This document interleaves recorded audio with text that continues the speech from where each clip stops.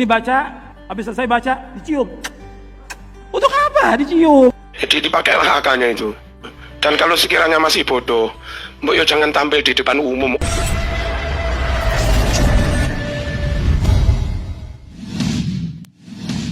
Seperti juga orang baca Quran.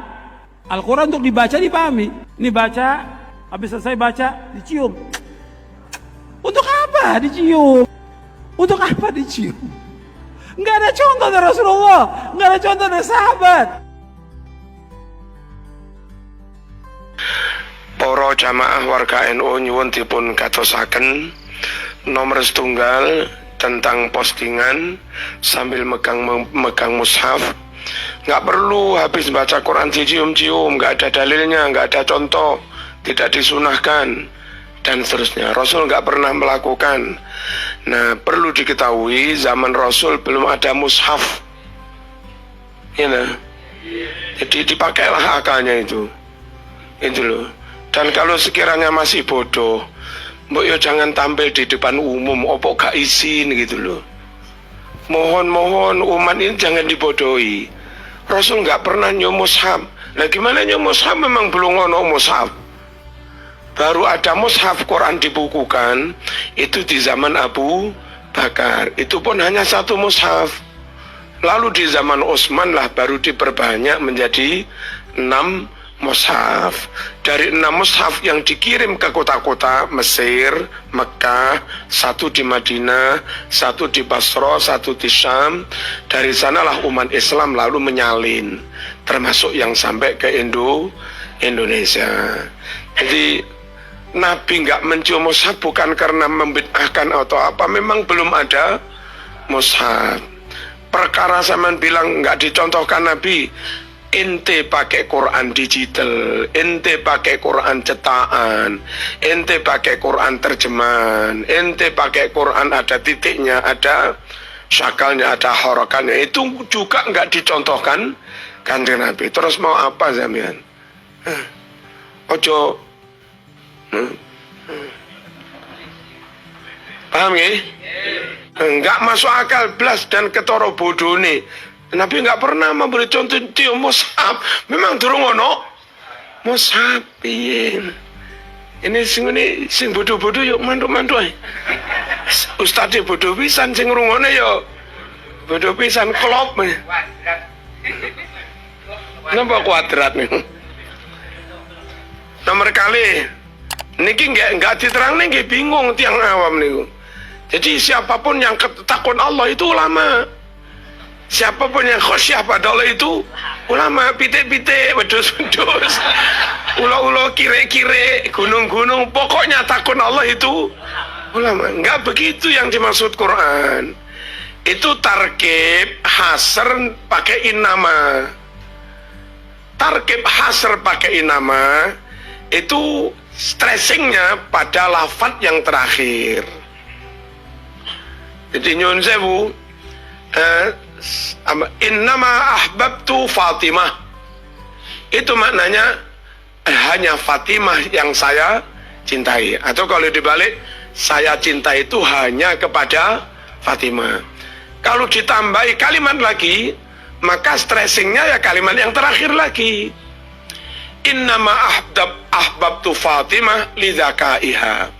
Saya mencintai Fatimah itu hanya karena kecerdasannya, bukan karena cantiknya, kayanya, bukan, hanya karena pokok pakai innama itu stressingnya kalimat yang dihasr itu kalimat yang terakhir.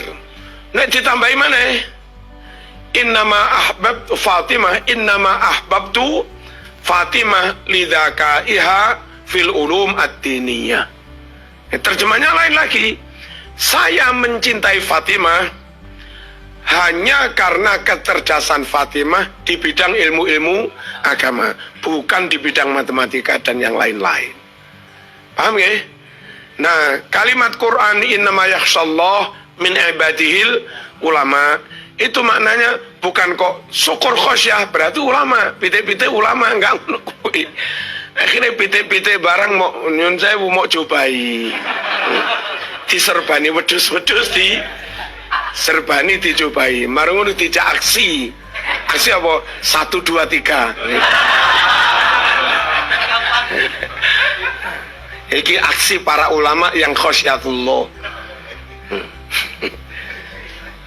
Ojo ngono. Maksudnya itu, ya lah, kalau ada orang merasa takut Allah, ini tahajud pol-polan sampai kaki bengkak, ya, dengan tahajud panjang, apa jaminan dia dikatakan khasyatullah, takut pada Allah? Wiritan dikir sampai nangis-nangis, apa dengan wiritan dikir sampai nangis-nangis jaminan dia khasyatullah, takut kepada Allah? Terus nyun sewu, napa? Qobliyah badai beres, duha sembahyang beres, sampai enggak karu-karuan. Apa jaminan dengan melakukan itu khasyatullah? Dia orang yang takut Allah. Umroh ben minggu budal, ben wulan budal, pokok saumuri umroh ping 1000. Apa jaminan dengan begitu dia disebut khasyatullah? Kata Quran, yang bisa khasyatullah hanya ulama. Lafaz ulama kan yang terakhir, berarti stressingnya pada lafaz ulama. Sesungguhnya yang benar-benar bisa takut pada Allah hanya para ulama. Tahajud sapol pole, zikir sapol pole, tadabbur sapol pole, atau apalah. Kalau zaman nggak punya ilmu, nggak ulama, tidak bisa disebut khasyatullah. Yang bisa benar-benar khasyatullah hanya ulama. Ayat itu ngono kuwi. Ya, kenapa kok dikatakan yang benar-benar khasyatullah hanya ulama? Benar-benar khasyat Allah, takut Allah, nyembah Allah, ngibadah Allah, itu jika satu, dia ngerti betul siapa yang disembah, mantep tauhidnya, mantep ilmu akidahnya, dia ngerti betul bagaimana cara menyembah, fikihnya, syariatnya, tata caranya mateng tenan, sak dalil-dalile. Halo. Terus iso tenan konsentrasi hati madep panteng ning Gusti Allah. Kano dendam, kano dengki, kano riya, kano apa, madep ning Gusti Allah. Tasawuf pol. Ngerti? Ngerti ilmu tasawuf. Nah, yang mantep ilmu tauhidnya, akidahnya, ngerti betul siapa yang disembah. Mantep betul ilmu syariatnya, toto corone nyembahi gak salah blas. Toto corone golek rezeki gawe sangu nyembah juga enggak salah blas. Terus noto atine bener. Siapa yang bisa begitu? Ngerti tauhid pol sak dalil-dalile, ngerti syariat pol sak dalil-dalile, ngerti carane noto hati pol sak dalil-dalile. Siapa itu namanya? Kan ulama. Ya menen. Kalau bukan ulama, sujud sak pol-pole, ngledek sujudnya keliru, sikile enggak mancat. Enggak sido diarani nyembah tenan, nyembahi keliru. Halo, enggak sido diarani wedi Gusti Allah teman, nyatane nglanggar hukum pangeran karo. Tiba sujudku keliru enggak ro. Sujudnya pol-polan, ngibadhe pol-polan, tapi tanpa ilmu. Ngene lek kopian sujudnya. Baduke ketutupan tambahan. Enggak jadi khasyatullah. Nggak jadi pada Allah. Bagaimana disebut takut Allah? Wong syariatnya saja dilanggar. Laku nggak roh, makanya ilmu. Jadi menurut Quran yang benar-benar bisa khasyatullah, nggak sembarang wong nangis, nggak sembarang wong wiritan, wong sing benar-benar punya ilmu. Ngibadhe pol-polan, tauhidnya menclek. Dia punya bayangan, gambaran, persepsi. Gusti Allah duwe kuping, duwe mata, duwe tangan, duwe sembarang. Terus mangan barang, keluwen barang, lalu nyembah pol-polan itu ternyata itu yang dia sembah.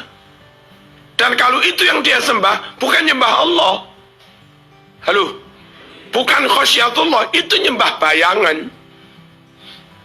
Jadi untuk bisa dikatakan benar-benar nyembah Allah, takut Allah, kudu mateng ilmu akidahnya, kudu mateng ilmu tauhid. Nah, mereka yang top ilmu tauhid, top ilmu syariat, top ilmu notoatine, ilmu imani top, ilmu imani top, ilmu islami top, ilmu ihsani juga top. Duing ilmu tenan, itu namanya ulama. Makanya Quran nggak salah. dari sekian banyak wong ahli ibadah itu, sapa sing diarani ibadah tenan, sapa sing diarani khosyatullah tenan, yang punya ilmu. Ora kok wedhus-wedhus ulama, pitik-pitik ulama. Kang belajar romaani lah Kang. Ngerti sih? Aduh, sumpah. Apa? Langge niki dijawab, yo jawab orang patek kena. Enggak dijawab iku sakne wong awam sing gampang katut-katut niku. Saya ini kalau jawab nopo mboten ngene. Terus pundi? Kula mboten niat bantah piyambake. Nek niat mbok menurut yang awam enten sing ikut-ikutan terus salah paham. Tujuan kula ben sing awam niku enggak katut-katut. Perkara dhek ngono wis dhek hak asasine. Ati mlebu neraka ya hak asasine lho. Masuk ya tak peksa. Jangankan mlebu NU, mlebu Islam ora kena dipaksa. La ikraha fiddin. Ya wis kono-kono.